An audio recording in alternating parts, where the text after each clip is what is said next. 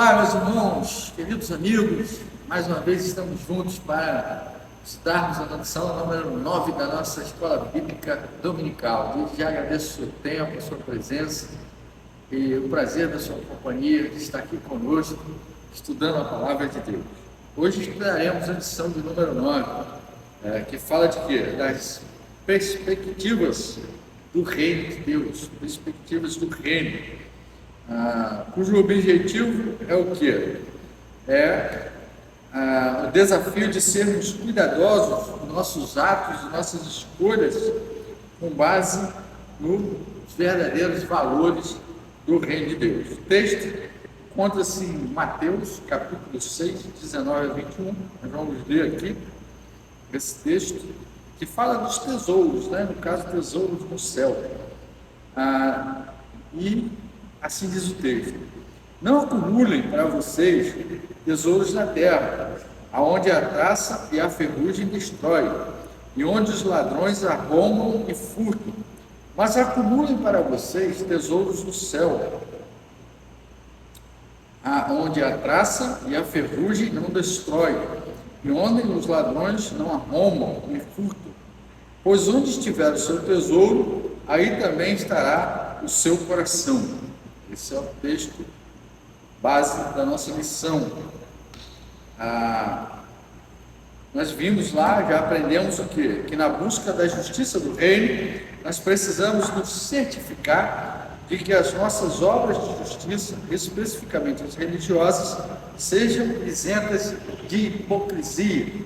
Ou seja, hipocrisia não é algo que possa ser aceito na nossa prática de vida diária. Nós não temos o direito, como cidadãos do Reino dos Céus, como discípulos de Jesus, a nos lançar mão da hipocrisia para o que quer que seja.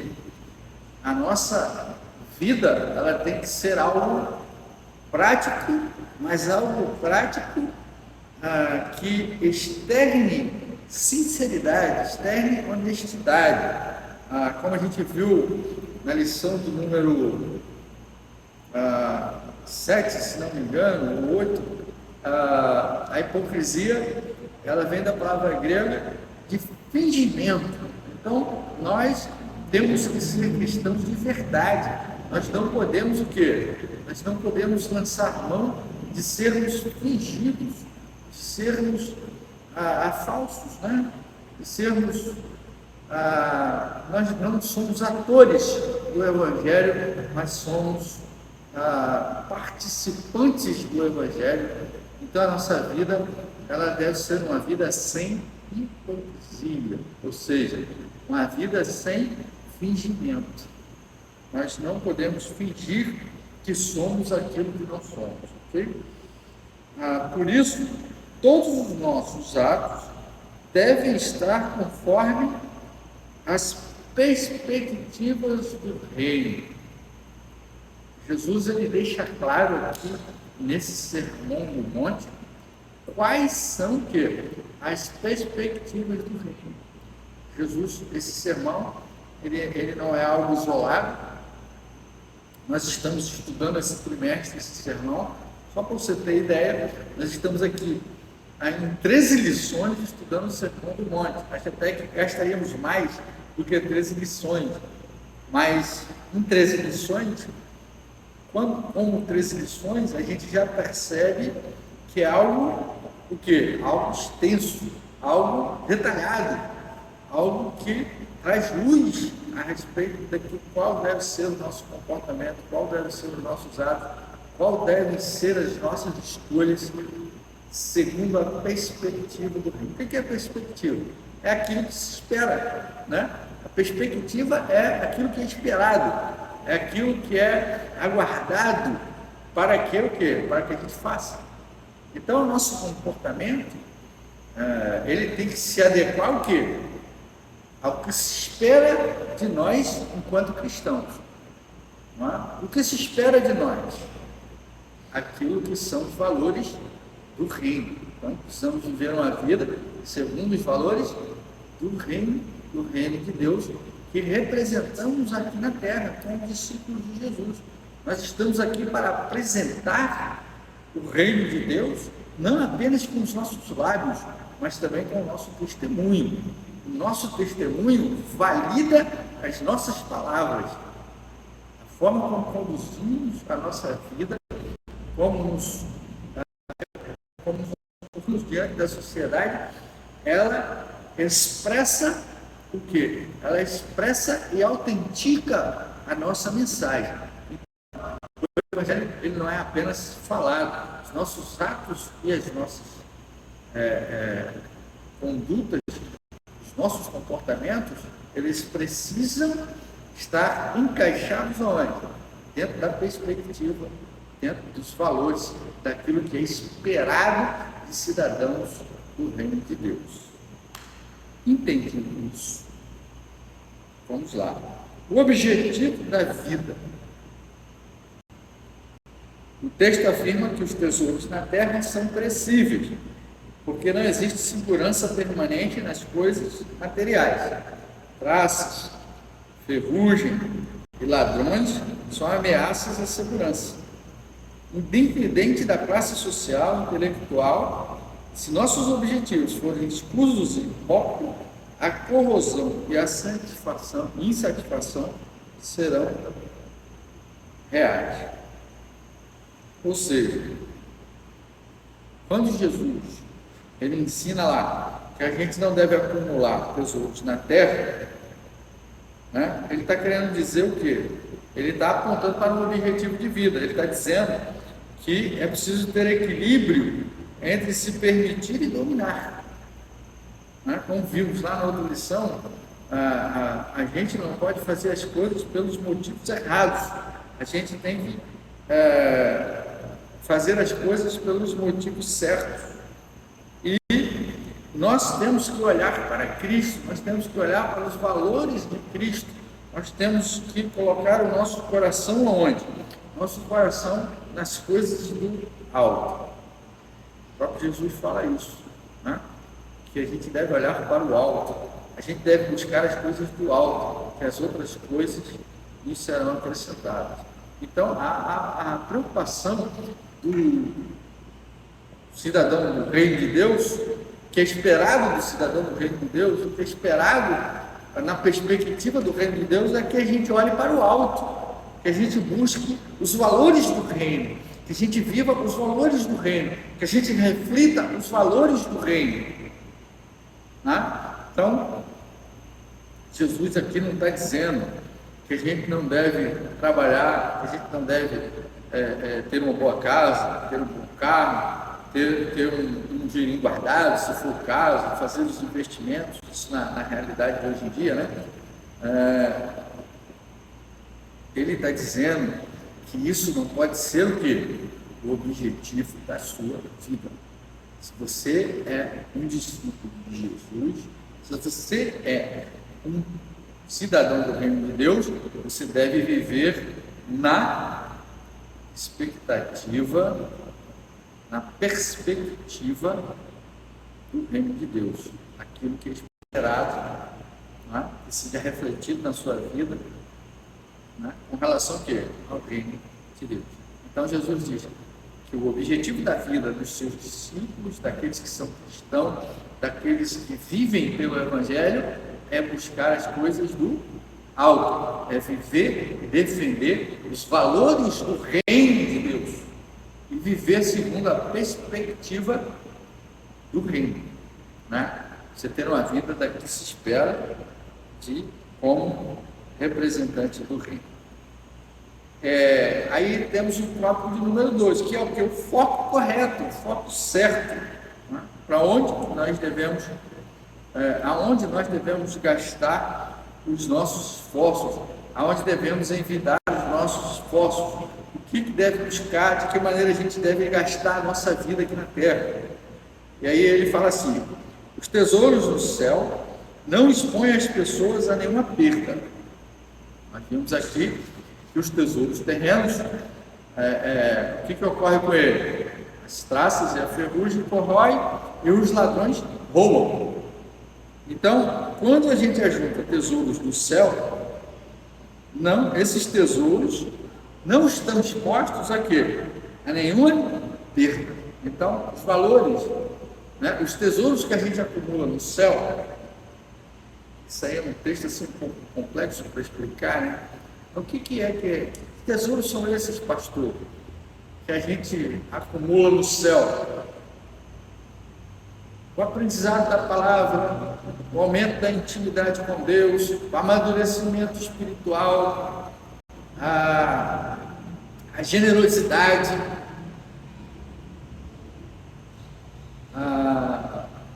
o amor ao próximo. São valores do reino, são tesouros que a gente ajunta do céu, né? É lá o lugar da nossa recompensa, segundo Jesus, segundo a palavra de Deus, segundo a Bíblia. A oração, né? A dependência de Deus, o conhecimento da verdade, que é Jesus Cristo, são tesouros que a gente acumula. Esses valores, eles não podem ser roubados de nós, eles não podem ser tirados de nós. Nós jamais vamos perder esses valores, essa construção de fé, essa construção de testemunho, essa construção de viver pela graça. Tudo isso não pode ser retirado de nós. Aquilo que a gente aprende, aquilo que a gente vive, aquilo que a gente sente, não pode ser retirado de nós. Então, os tesouros que a gente acumula, né? Não acumula, que a gente guarda no céu, né? Que a gente constrói no céu, eles não podem ser tirados de nós, porque eles não estão expostos à perda. Ninguém pode tirar a nossa salvação, por exemplo.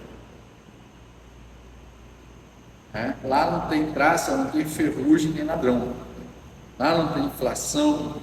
Esses tesouros são resultantes de quê? Da aprovação divina que serão dadas aos discípulos na consumação do reino. Ok? A sua fidelidade, a sua sinceridade, a sua honestidade na sua relação com Deus, a sua relação com o seu próximo, a sua relação com o Evangelho, a sua relação com a sua família, isso tudo é visto, né?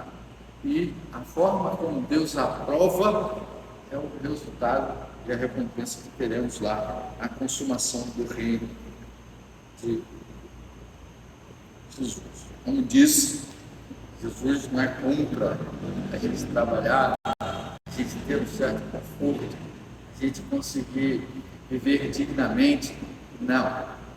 Jesus é contra o quê? O amor ao dinheiro, o amor aos bens, o amor ao poder. Jesus é contra isso, né? O amor ao dinheiro aguça a vaidade e a temporariedade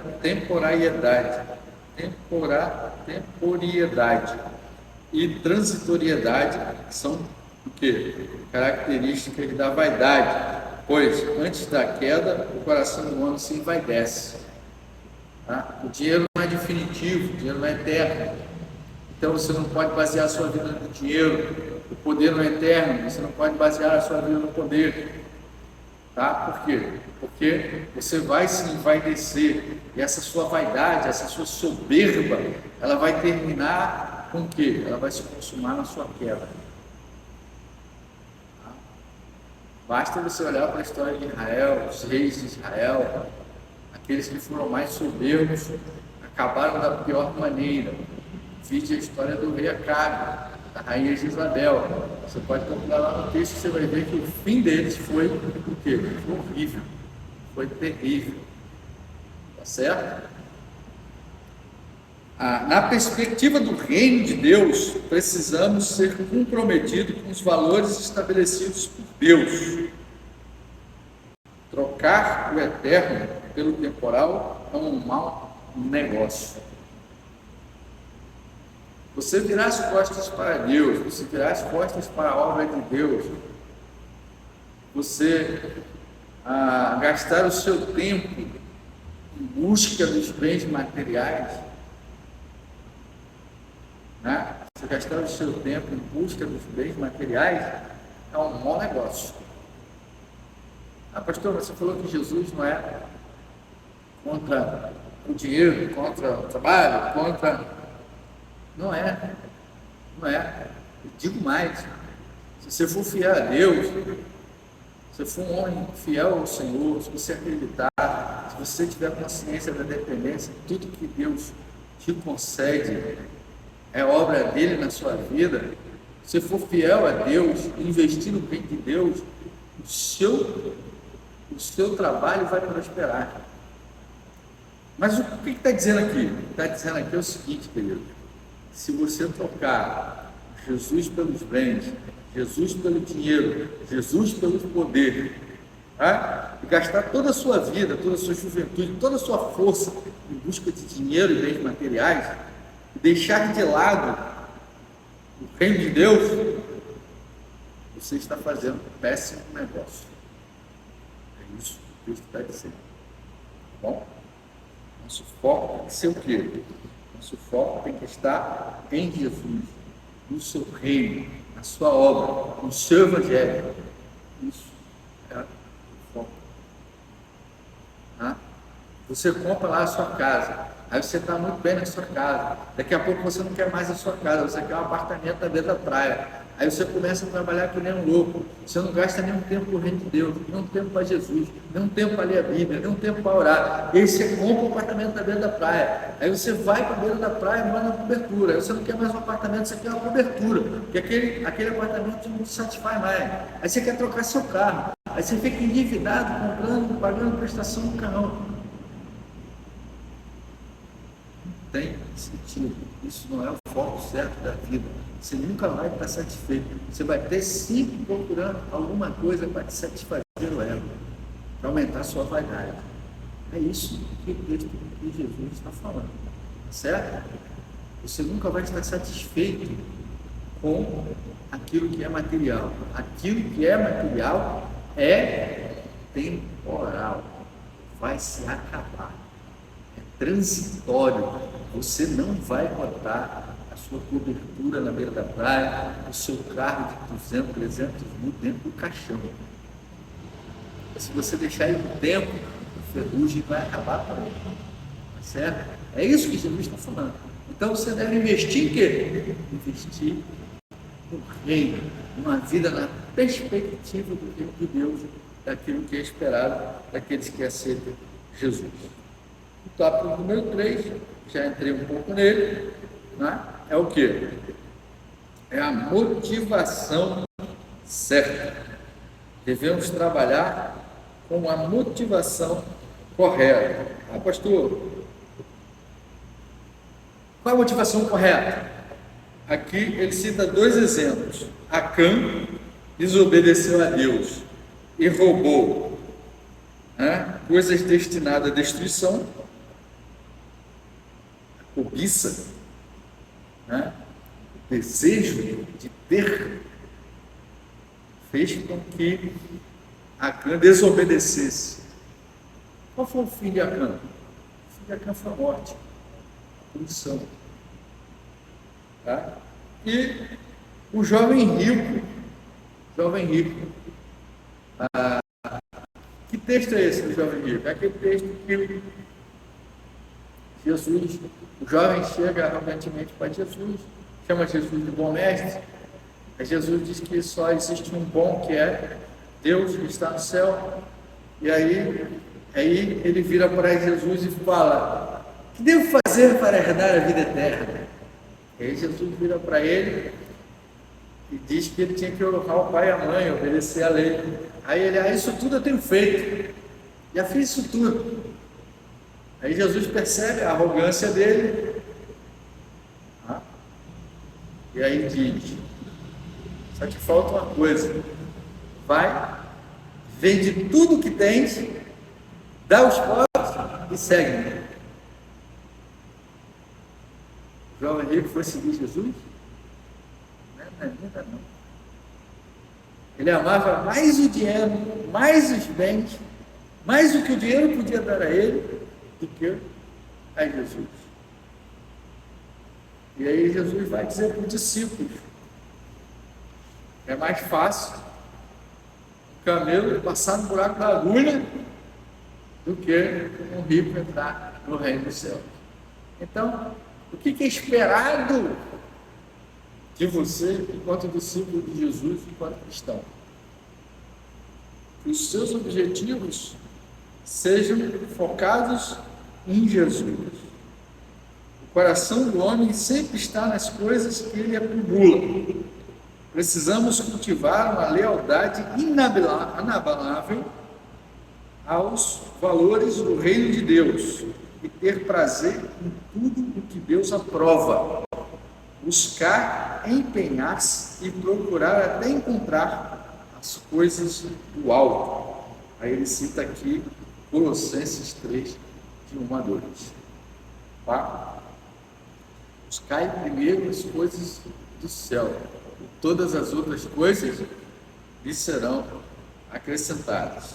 Não é isso que está em Colossenses, não, tá? Isso são as palavras de Jesus. Você pode ir lá e ler o texto de Colossenses 3, versículo 1 e versículo 2. Concluindo,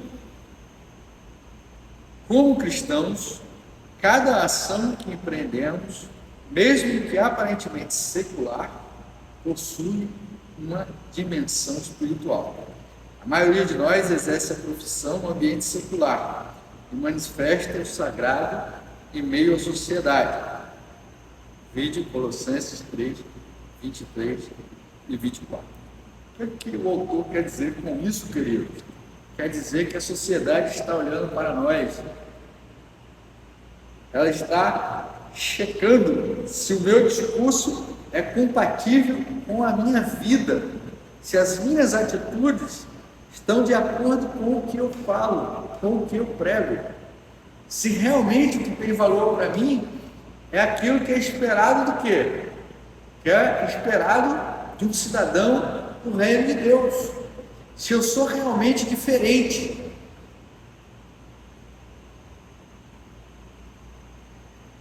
É isso que é observado. Então, eu vou trazer os valores do reino para a sociedade onde eu estou inserido. Eu sou contra a vida secular e vida espiritual. Para mim, crente tem uma vida só. E é a vida espiritual. E essa vida espiritual ela tem que ser refletida onde? Na sua casa, na sua escola, no seu trabalho, no seu clube, na sua academia, no seu esporte, na igreja, em todo lugar. A crente só tem uma vida. E essa vida, no meio secular, reflete o sagrado. O que é sagrado? A salvação em Cristo Jesus, a nova criatura, o amor ao próximo, a generosidade, a misericórdia, valores que o mundo despreza, valores que o mundo não corrobora, valores que o mundo invalida. Então, o que o texto diz é que, como cidadãos do céu, devemos representar através da nossa vida, da nossa conduta, da forma como conduzimos e vivemos, e nos comportamos, os valores do reino de Deus, os valores do alto. Você é um representante do reino de Deus. Os valores que você vive, pelo qual você vive, devem ser os valores que o Senhor Jesus pregou e nos reconciliou com Deus para estarmos juntos com Ele na glória, na eternidade. Ok? Pensar e agir. Observando o que estudamos, podemos afirmar que as nossas perspectivas são as perspectivas do reino de Deus. A sua prospecção do futuro, a sua idealização, o seu planejamento de futuro está de acordo com o que se espera do cidadão do reino de Deus?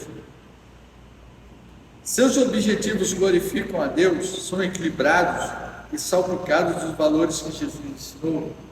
As pessoas identificam Jesus através da sua vida, elas veem em você os valores que Jesus prega lá, generosidade, amor ao próximo, uma conduta ilibada. Você se preocupa com o verdadeiro lucro na vida cristã? O verdadeiro lucro na vida cristã é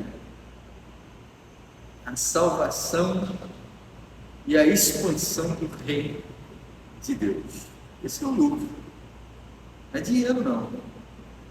É a salvação, uma eternidade com Jesus e a expansão do reino de Jesus Cristo na terra. Isso é o lucro da vida cristã. Né? Essa deve ser a nossa preocupação. Esse deve ser o nosso foco, o nosso objetivo. Viver uma vida que expanda o reino de Deus na terra, que dê valor à terra, que iniba a promiscuidade, a devassidão, o pecado, não com discursos inflamados ou políticos, mas com a vida santa diante da sociedade. Terminamos assim a nossa sessão número 9. Que Deus abençoe a sua vida, que Deus abençoe a sua família, que tenha uma semana abençoada em nome de Jesus. Nos vemos no próximo domingo com a graça de Deus.